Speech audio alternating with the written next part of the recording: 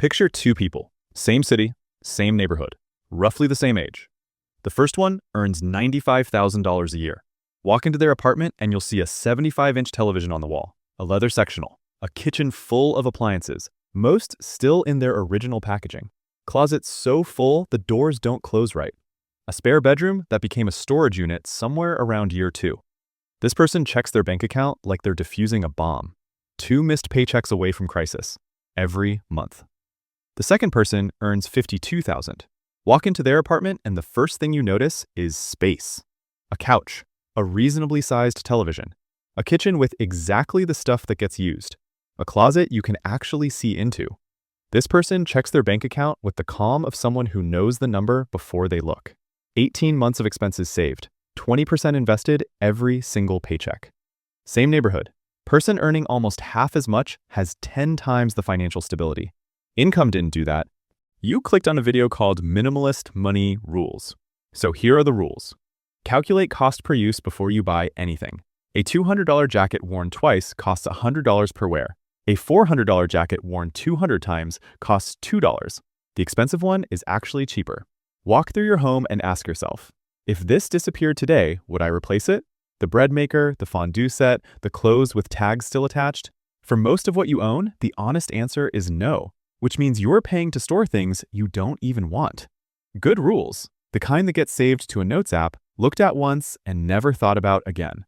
I know this because I've watched people follow every rule on every list, every productivity hack, every budgeting framework, every minimalism checklist, and still be broke at 47. Still anxious, still 2 paychecks away, still buying things they don't need with money they don't have. Rules aren't the problem. The problem is something nobody's actually naming. You know what's interesting about the rules format? It attracts people who want a checklist. Watch half the video, feel good about themselves, close the tab, never change anything. It doesn't create the I need to send this to someone right now moment. It creates the that was useful, I'll try to remember rule 4 moment. And those two reactions have very different outcomes. So I'm going to stop doing that because there's one thing sitting underneath every minimalism rule, every budgeting tip, every personal finance video you've ever watched, and almost nobody says it out loud. Everything you buy, you're not buying. You're signing a lease. Every purchase has 2 costs. The first one is the number on the receipt. You know that one. You paid it. It's done. The second cost is the one nobody shows you at checkout, and it doesn't stop. It runs quietly every month for as long as you own the thing. 4 layers. Let me show you what they actually look like. Layer 1, storage. You buy a treadmill, $1,500. One-time purchase. Done. Except, it's not done. A treadmill takes up roughly 20 square feet of floor space. In most American cities, you're paying somewhere between $30 and $50 per square foot per year just to exist in your apartment. That treadmill is costing you between $600 and $1,000 a year in implicit rent, just to sit there, just to hang clothes. Over 5 years, and most treadmills hang clothes for at least 5 years, you've spent up to $5,000 renting floor space for a machine that was supposed to replace a gym membership. The gym membership was $40 a month. I had one, by the way, a rowing machine. 3 years it lived in my apartment. I used it maybe 11 times. It was a very expensive place to drape a jacket. Layer 2, maintenance. The photography equipment from the phase where you were going to get serious about photography. The camping gear from the weekend you went once. Whatever it is sitting in your closet right now that you paid real money for and haven't touched in 14 months. All of it needs to be cleaned, serviced, stored properly, insured in some cases, and eventually dealt with. That cost doesn't show up on a receipt. It just quietly runs in the background forever. Layer 3, mental load. Every object you own takes a sliver of your attention, all the time. That item needs to be cleaned, organized, worried about, moved when you move, eventually donated or trashed when you finally accept it's not who you are anymore. You ever walk into a cluttered room and feel heavier? Like something invisible pressed down on you the moment you stepped in? That's your brain running silent inventory on everything it's responsible for. It never stops doing that. You just stop noticing it's happening. Your stuff is billing you. You just can't see the invoice. Layer 4, opportunity cost. That $1,500 treadmill, already costing you rent, maintenance, and mental bandwidth, what if it had gone into an index fund instead? At 7% average annual return over 15 years, that $1,500 becomes roughly $4,000. You didn't just buy a treadmill. You bought a treadmill instead of $4,000. Now scale that across the average American household, which contains, and I want you to actually hear this number, 300,000 items. Not a mansion, a normal house, a normal apartment. Your stuff, plus the stuff in the junk drawer, plus the stuff in the garage, plus the stuff in the storage unit you're renting because your apartment ran out of room for your stuff. 300,000 things. Each one running a tab. Each one billing you in space, maintenance, attention, and compounding returns you'll never see. Nobody chose 300,000 subscriptions. They just kept signing leases, one upgrade at a time, one I might use this someday at a time, until the stuff owned them instead of the other way around. Now, here's the part I wasn't going to say. You've just spent the last 5 minutes being convinced. The second cost is real. You felt it. You're already thinking about the treadmill, or the rowing machine, or whatever version of it lives in your apartment right now. And somewhere in the back of your head, you're thinking, okay, I get it. I need to own less. Maybe I'll watch a few more videos on this. Maybe there's a course.